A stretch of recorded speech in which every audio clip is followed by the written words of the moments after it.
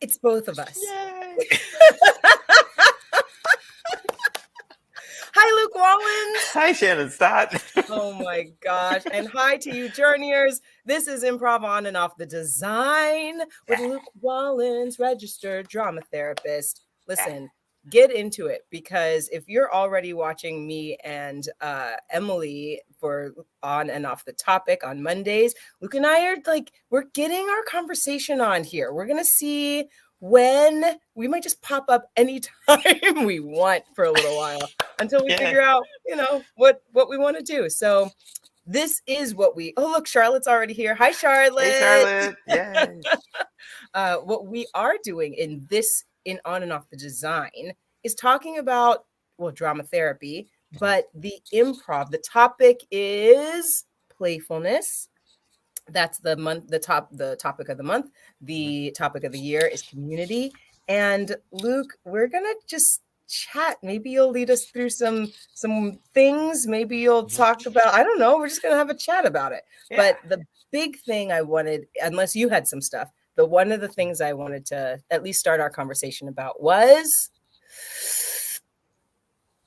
the playfulness, why playfulness helps with our emotions. What is it about playfulness that helps to steady or to reach why is it important for us to have a playful outlook on life to regulate our emotions?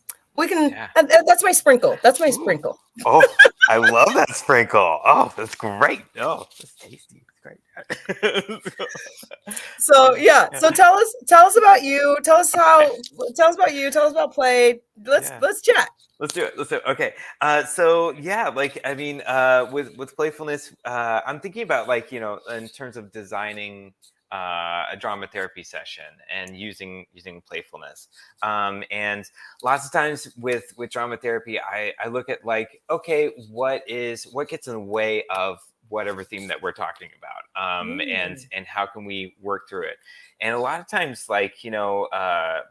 like if there's low energy of yourself, and I'm mostly coming and talking about the self, or stress or past trauma, things like that come up, that hinder us from being playful. And so I kind of look at that from that angle. But I really want to answer the why playfulness works. We have so much time, Luke. So you answer all the questions and don't answer any. Just these are the sprinkles. Okay. So yeah. Oh, okay. Yeah. Because I think it's there are so many studies, in expressive arts and creative arts therapies in general, that all talk about play in terms of if you are having fun, and you can engage more with topics. If you are it really just opens you up to and to be open and to be curious, and to be okay, can we look at this? Can we play with this a little bit further? One of my friends and drama therapists in Houston, Nina Garcia, she always asks can we play with that? And whatever topic that she has, she always asks that question. And it's a really fascinating way to look at that. Can we play at some serious topics too? Can we play with forgiveness? Can we play with stress at work? So things like that. And kind of are we looking at ways to be curious, and to be open to discover, and and all the levels of accessing topics with a playful mindset, with a curious mindset, with an open mindset. And if we're not feeling open to accessing those things due to feeling tired, feeling sick, feeling low energy, all the above, it's going to be tougher to access and whatever topic that we have. So it's interesting. Oh, man. So I took a workshop recently from John Gabritatios, improviser out of Minneapolis, and he was like, listen, whenever you're about to use the word interesting, don't use really figure out what it is you're trying to say. So yeah. instead of me saying it's interesting, what I would really like to say is that it intrigues me. There is some, how about this? It seems that there would be some pain in asking someone to play through something serious.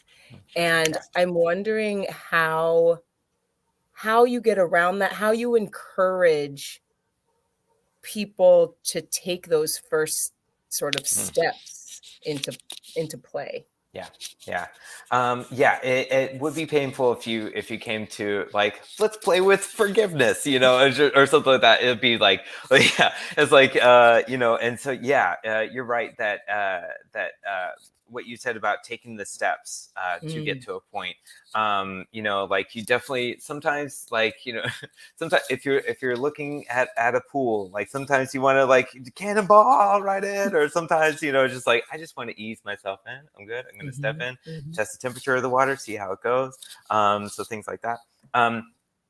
But yeah, like, so if you were doing something, if you're looking at a topic, I mean, I keep on talking about the word forgiveness, so let's go for there. So Mhm. if we were looking at that, I would probably design a workshop that would be like, okay, maybe not like we're the word choice might not be playfulness, but it would be about like, okay, what do we find curious? Like Mm. what are we curious about? What do we want to discover? um that would be something to look at creatively, look at how to connect with it, or how don't we connect with it. What's something that we don't like, you know, want to look at with forgiveness for other people, or for in general, like and so I think the steps would be about like being aware about like how you feel about that topic in general, Mm. and then you know, like because our theme is community this year, like how do we feel about it, like with different community members, like because it Mm. will apply differently.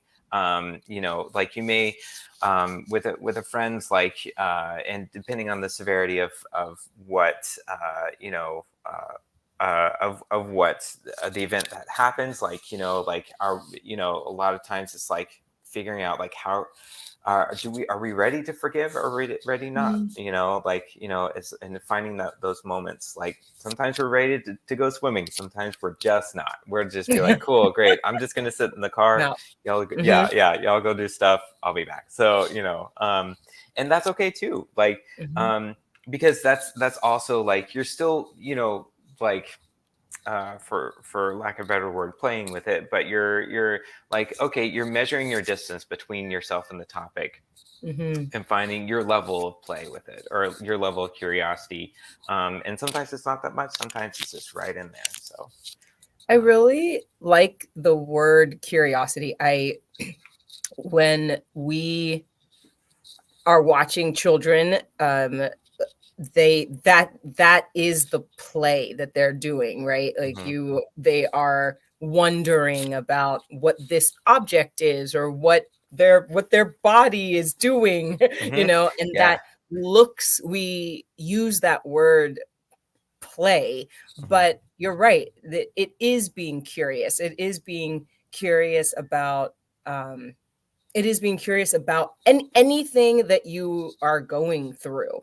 And I think, I'll talk about the improv part of that, yeah. where, my goodness, okay, can we hear that my phone is blowing up? I'm just going to say no, thank you. Great.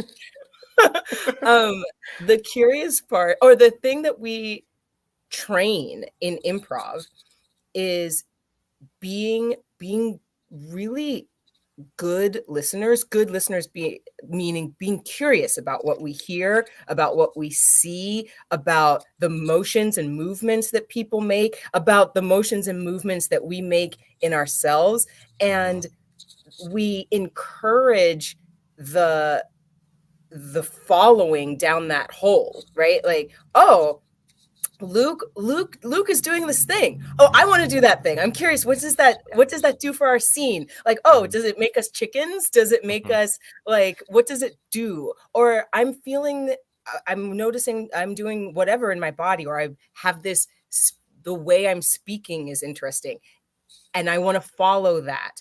And what I'm hearing you say, well, one, to finish that thought, in improv, we definitely encourage the following of that thread, because it can create character, it can create relationship, it can create scene, it creates all these fun, dynamic ways of expressing or telling a story. And what I'm hearing you say is taking that curiosity into your own life can be also transformative. You can also figure out, or at least start to play with or be curious about, okay, well, what is my story about around forgiveness of this person or this event? What is my story around it? Interesting how every time I think about it, I'm reading this type of book, or interesting how my body feels, or not interesting, but I should think about, I should, I should follow that or read about it, or. So, Right. Yeah. And there's also like a lot of like in studying and figuring out the drama therapy workshop, it's like setting up the beginning of like, okay, figuring out your awareness about like, when do you feel playful, what's like you're always playful, like cocoon, which which is like the always the like, yeah, I can always be playful and jokey about this, but then when does the playfulness stop, when does it drop? When is it not fun anymore, like when do you like when like and then just like, okay, exploring that a little bit, if you're willing and able. If you're not, we can acknowledge that and come back to it if that person chooses, or we can go on to something else. But usually in a session, I just make sure that like that awareness is given, and respect is given to that moment too, before we move on to other things as well. You said something important about just now, about whether the person is willing and able to explore the thing, and that just stands out to me, because we, in the culture, in the improv yes and culture, there is like a real push. I say that we are encouraged to go down that lane, but you're right, there is like, we do have ownership over whether or not we want to explore, whether that's on stage or off stage. And I think that it's a good reminder to feel, okay, if I'm watching Luke right now, if I'm Charlotte, and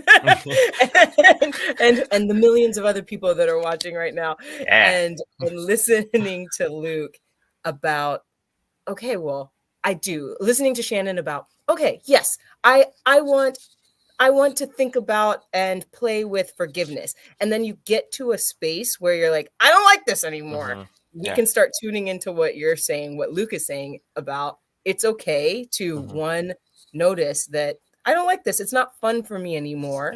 And then two, it's also okay not to continue down that path in that moment. Yeah. And that's kind of where, like improv and drama therapy differ, is that like, there's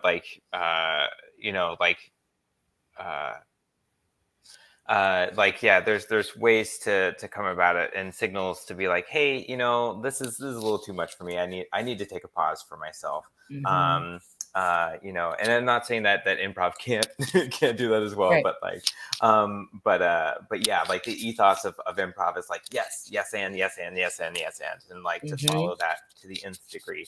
But yeah, like sometimes it's just kind of like, oh, like, it's also like, yeah, like your emotional compass will definitely tell you when it's fun to play, when it's okay to play, and when it's not. That it Mhm. will always be there to tell you that, and then your body will follow through, and thoughts will follow through as well. And yeah, and so like even if you can't describe how it's feeling, like if it's not feeling good, ooh, yeah, like definitely take a pause to consider it, to respect it, and to be like, okay, cool, so we're not going to play with this part for some reason. And then drama therapy session would explore that further if that person would wants to, or if not, like that's okay. It's like it's too sore right now, we can't go into it. Yeah. Yeah. I like this conversation. It's just a good reminder that technique, that idea that it's okay to pause Yeah. and chill is helpful. At the Yeah. very beginning of our chat, Mm-hmm.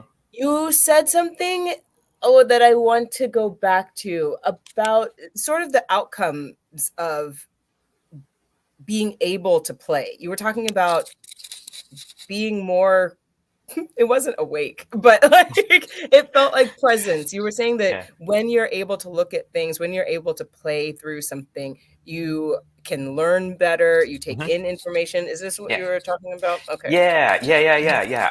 And yeah, there are tons of research-based evidence about that.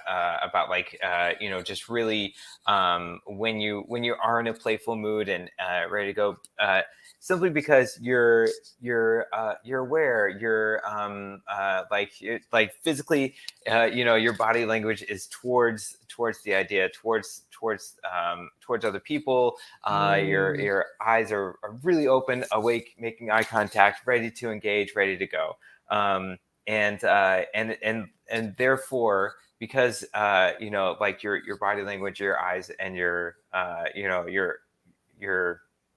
whole attitude and emotional well-being is like ready to receive all this information, be like, okay, I am Mm. ready to engage with the community at large, or things like that, to learn some different things. I'm excited to learn, like Mhm. ready to take the next step, to discover that you're going to absorb a lot more information. It's going to ingrain a little bit deeper, because you have that openness about you. Yeah. I have thousands more questions and things to say, but I wanted just to pause. I want to pause and Okay. just check in with you, just to make sure there any directions that you had before I ask 1,000 questions. Because I feel like this is how we, like, Yeah. in general, hang out. I'm like, Luke, tell me about your life. Just tell me everything. I have 1,000 questions, but you might have, like, something you want to talk about. Oh, well, thank you. Um, I, I don't. I mean, I wrote down the stuff, and we did cover what I wanted to talk about. So we're good. We're good. We covered it. You hear Yeah. that? We're covering it, y'all. Okay, so then I have a tiny, teeny personal question. Yes. I'm wondering if you can share, as a drama therapist, some times that are not so playful, but because you're trained, you in your personal life can find play in it, or you search for play. Like, Mm, in your personal life, are there right. times where you've been Yeah. like, this is not that great, but your training kicks in and your martial arts, drama therapy Yeah. Yeah. is able to, like, sort of take care of you? What's an Yeah. example of that? Yeah. Oh yeah, totally. So I feel I feel ready to talk about this a little bit further. But over the summer, I was going through a lot of ups and downs, and trying to trying to find a job and an apartment at the same time. And meanwhile, like, I mean, I don't have a family, but I do have a dog that I'm like, I gotta take care of my baby. Like, That's your family. so Yeah. that's my family. Yeah. There are many people watching this who are like, oh, no, Yeah. your dog is your family. Yeah, that's true. That's true. Yeah. So, Mhm. and I love her to bits. Yeah. So, and so it's just like, it was a scramble for sure. And I would be applying to different jobs, and like online interviewing, trying to find places, and and just feeling overwhelmed by, like, okay, well, I guess today, I guess in the morning I'm gonna look at apartments, in the afternoon I'm gonna look for jobs, in the evening gonna eat. It's just like, and I did not feel playful at all. Like, I was just like, like, and the thing is, like, like, there's TV and everything like that. But I'm gonna go beyond that, and like, and finding, and like, how like the drama therapy kicked in, about being playful in that way, was, like, I knew that I had to, like, because I have a dog, she is on a routine. She's like, 7 a.m. let's eat, 7 p.m. let's eat, and we're gonna go walk and do so very active. And I'm learning to be like that. and, and so I found, like, playfulness in the routine, and what I had to do, in terms of, like, okay, it's 7 a.m. uh let's walk down a different avenue, different, let's, like, oh, it seems like you want to be playful, great, let's play with one of the mini toys that you've collected, or things like that. So I, like, even though I had the structure that was overwhelming and that I didn't know what was happening, like, I did find a solace in, like, once I was like, okay, 7 a.m. gonna do this. And then I was like, this is where I can be creative. This is where I can, like, change some things and can have some choice, and start to open myself up again and being playful. Other times where I was like, you know what, I just feel very stressed and very overwhelmed, I would I would be like, well, this sucks. So it's just like, I'm just gonna, like, just toss it up in the air. Yeah, can we say swear words? Mhm. That's what I think I can. Okay, great. So I said, fuck it. So I was just like, fuck it. There's a book that I have, in this bookshelf. And the title of it is Fuck It. And, like, I would, like, there's lots of different chapters and avenues. It's great. But, like, and I'd be like, you know what, I'm gonna make a choice to be, to create my own space for myself, about, like, you know what, I am going to, I'm going to figure out a little jingle or a little song just for myself. I'm going to, go take a walk, go outside, get out, snap out of the routine a little bit, because this routine is not going to, I'm not going to let this routine overwhelm me to the point where I am just exhausted by the end of the day. I mean, I'll still be exhausted, but, like, but at least I'll have some fun before I get exhausted. So, so it's either, like, I found ways to find ways to be creative and in the routine that I had, and then also, like, making that space and choosing to make that space, for myself to be playful and be like, you know what, I'm gonna hang out with friends tonight. Like, I know my situation is overwhelming, but I also, I need to take care of my heart, take care of my brain, and just kind of, like, get some mental distance, and then I can come back to it. So, just finding those points, and, like, just 5 minutes or 10 minutes in the day to be like, you know what, this is my creative time, this is my meditation time, this is time just for me to, like, get a mental break from it and then come back to it. And that kind of, like, fostered a lot of playfulness as well. Yeah. Well, the place, so okay, like, three things. One, what I am hearing is you didn't have to, in this scenario, and I guess I'm talking to the people who are watching, but it doesn't sound like you were like, I have to be playful. I'm going to go skydiving. It wasn't like you went way outside your routine to try and bring something in to what you were already doing. You looked at what you were already doing and found ways to be creative in what you were already doing. So it didn't seem like an overwhelming ask. Because I think sometimes we get overwhelmed with, you know, new things coming in. You're trying to get over something and someone's like, yeah, well, maybe you should find a new hobby. And you're like, I mean, but my life. I Like, don't oh, have time thanks. to find a new hobby, you know? Yeah. So that's a big takeaway.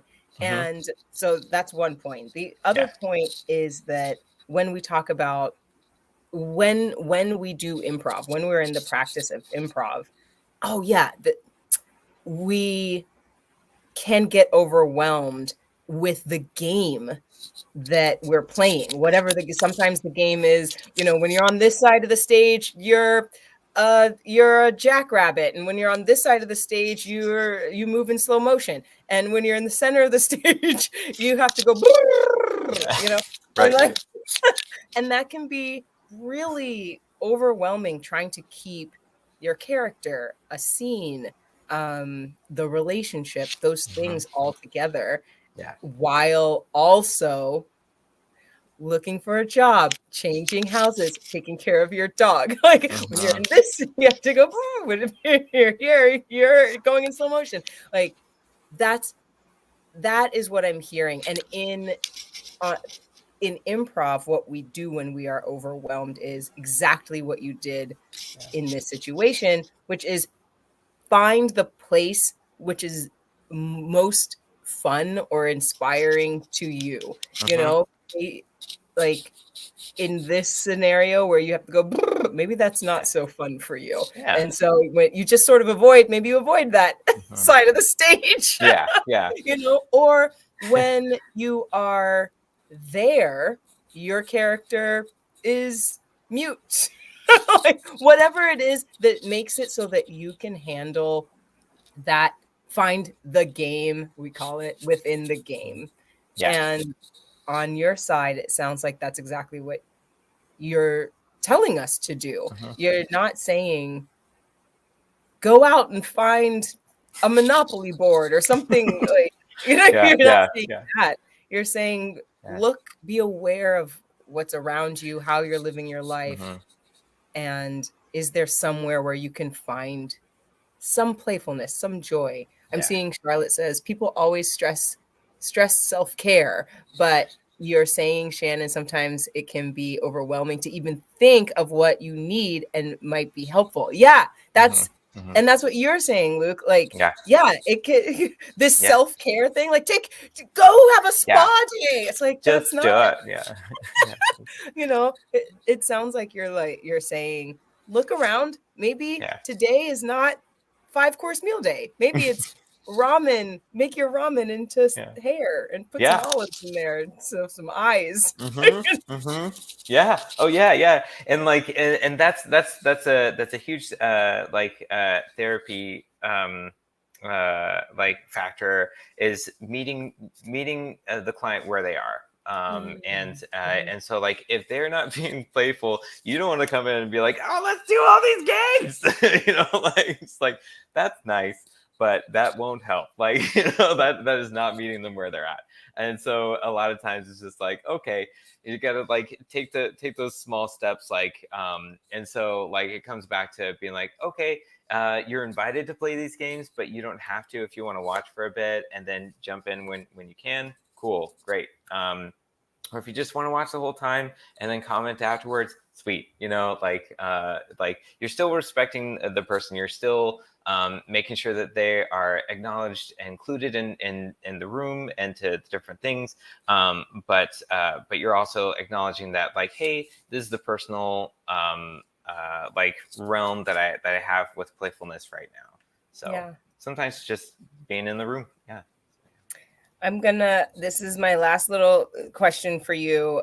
For playfulness, this is our month of playfulness, as we are, especially as holidays are upon us, Mm-hmm. families, however one is seeing or dealing with participating in family stuff and things like that can get overwhelming.